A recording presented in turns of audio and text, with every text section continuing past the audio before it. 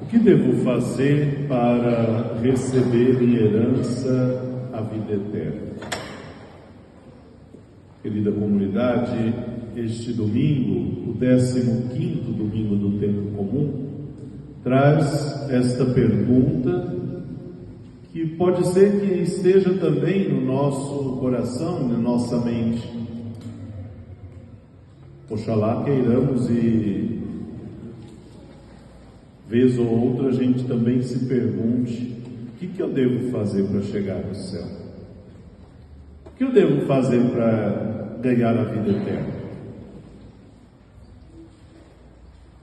Talvez no mundo de hoje, antes de pensar na salvação eterna, no mundo, na vida eterna, as perguntas hoje talvez estejam indo em outras direções. O que eu devo fazer para ser feliz?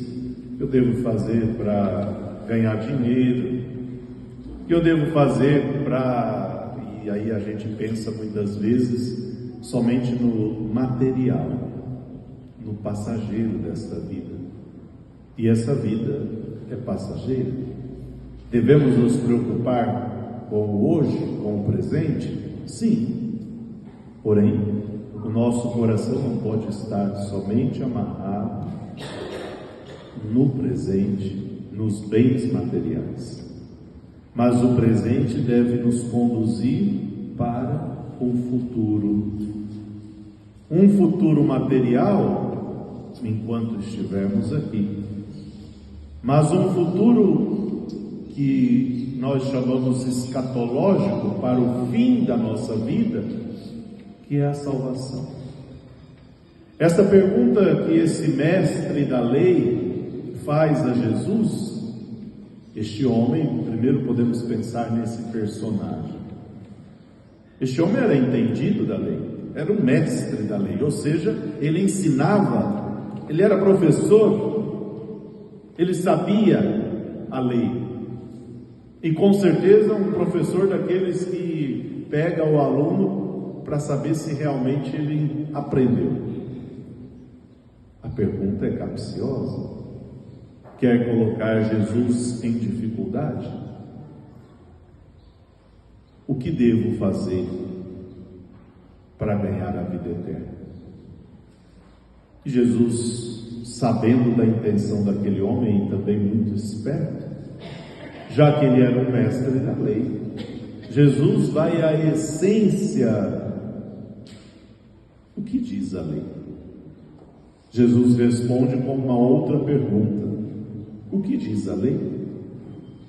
E aí sim aquele homem responde: a lei diz: amarás o Senhor teu Deus de todo o teu coração, com toda a tua alma, com toda a tua força, com toda a tua inteligência, e amarás o próximo como a ti mesmo.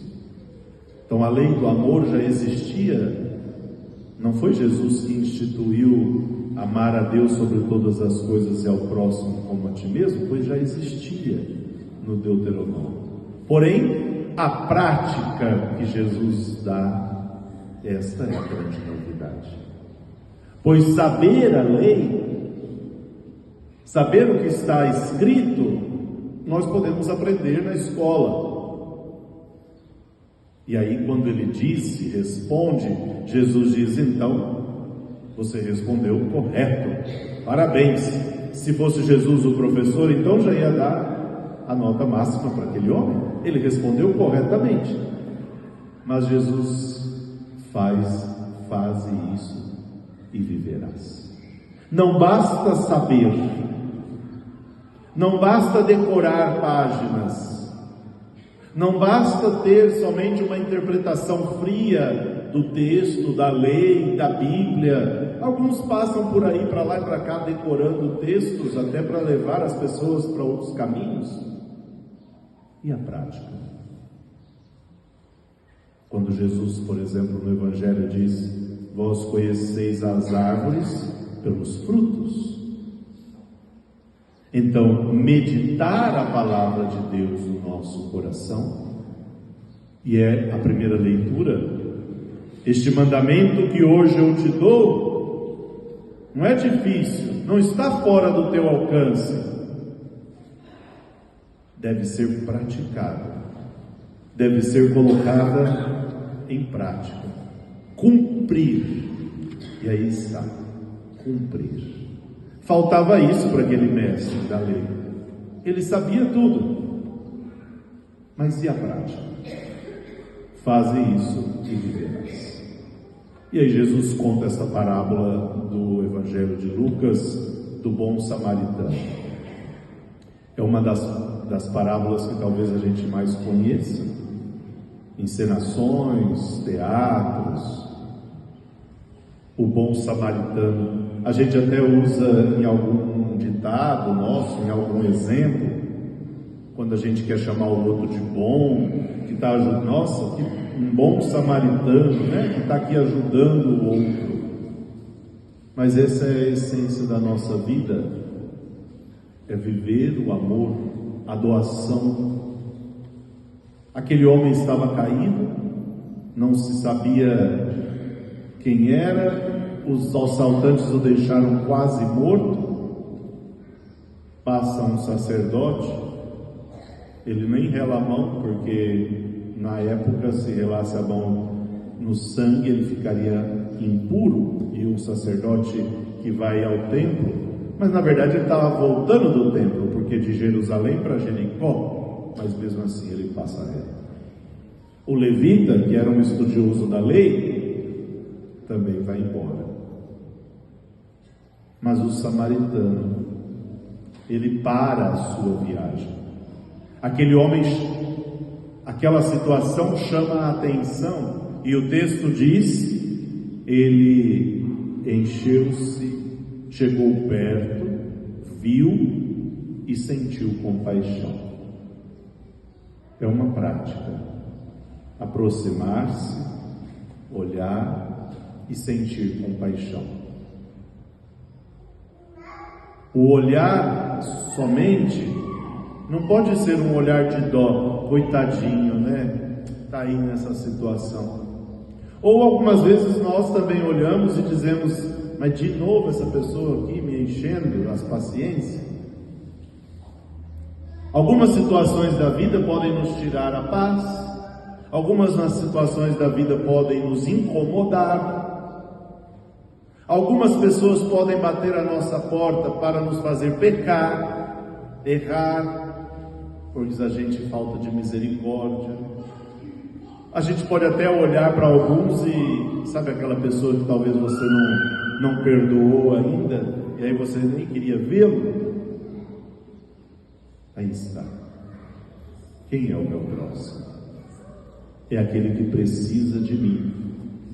É aquele que precisa de mim, não num olhar de condenação, de maldade, mas num olhar de misericórdia. O Evangelho de Lucas, então, é muito forte. Sede misericordiosos, como o Pai é misericordioso. Um olhar de misericórdia. E aí Jesus, no final do texto, vai e faz a mesma coisa. A mesma coisa, e depois mais adiante, Jesus na Santa Ceia vai dizer: faz a mesma coisa que eu fiz. Jesus é o bom samaritano do Pai. Ele cura as nossas feridas com o seu sangue derramado. Ele nos liberta. Ele nos cura com a misericórdia que é estendida sobre nós. Ainda que os nossos pecados sejam tantos, se olharmos para o Senhor e pedir clemência, perdão, o Senhor nos perdoa. Por isso, como diz Paulo aos Colossenses, é Ele, Cristo é a imagem do Deus invisível. A misericórdia que é invisível do Pai se torna visível em Jesus Cristo. O bom samaritano que Jesus incorpora e encarna e faz-se humano e vem até nós, Ele é, Ele fez, e Ele diz: faz a mesma coisa que eu fiz. Esse Evangelho é angustiante, porque talvez estejamos pensando: mas em como eu posso ajudar. Saiamos hoje daqui também com esta pergunta: e quem é meu próximo? O próximo é aquele que está próximo. O próximo é aquele que precisa de mim. Talvez esteja tão próximo que a gente não consiga ver. Talvez é alguém que está tão do lado que precisa de um sorriso, que precisa de atenção, que precisa de um perdão. Talvez esteja até dentro da nossa casa e nós estamos com o nariz virado um para o outro. Talvez na comunidade, onde a gente passa anos e anos fazendo de conta que não vê aquela pessoa ou não quer ver. Quem é o meu próximo? Jesus explica: o próximo é aquele que está próximo e que precisa de você. Pais e padrinhos, vocês hoje estão dando a fé a estas crianças, e este evangelho é já um princípio de fé: amar, cuidar. Por isso, ser católico não é uma brincadeira. Ser católico não pode dizer: pais e padrinhos, vamos batizar agora pequenininho e depois, quando eles crescerem, eles decidem o que eles querem ser. Vocês estão decidindo. E vocês estão decidindo pelo caminho correto. Então, por isso, deem a fé, cuidem, sejam também exemplo para estas crianças. Louvado seja o nosso Senhor Jesus Cristo.